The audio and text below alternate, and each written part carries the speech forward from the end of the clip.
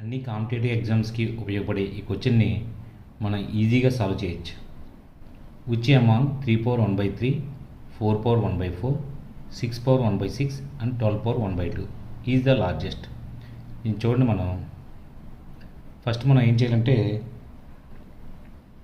ఈ 1/3, 1/4, 1/6, 1/12 ఇక్కడ ఈ డినామినేటర్లు అన్నిటికీ మనకి ఎల్సిఎం తీసుకుంటే 3, 4, 6, 12 వీటికి ఎల్సిఎం ఏమవుతుందంటే వీటి ఎల్సిఎం తీసుకుంటే ఎల్సిఎం వచ్చి మనకి 12 అవుతుంది. అంటే ఇప్పుడు ఇచ్చిన దానికి మనం 3 పవర్ 1/3ని 12తో మల్టిప్లికేషన్ చేయాలి.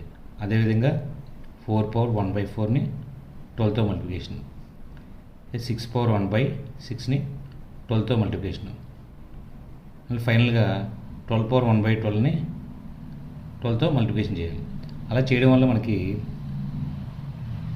ఈ 3 4 టైమ్స్ పోతుంది, అదేవిధంగా ఈ 4 3 టైమ్స్ పోతుంది, అదేవిధంగా 6 2 టైమ్స్ పోతుంది, ఫైనల్గా 12 క్యాన్సిల్ అయిపోతుంది.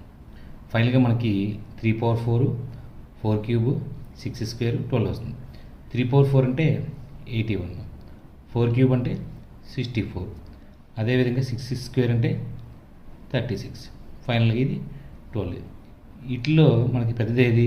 మనకి ఈజీగా 81 పెద్దదంటే 3 పవర్ 1/3 అనేది మనకి పెద్దని ఈజీగా తెలుస్తుంది.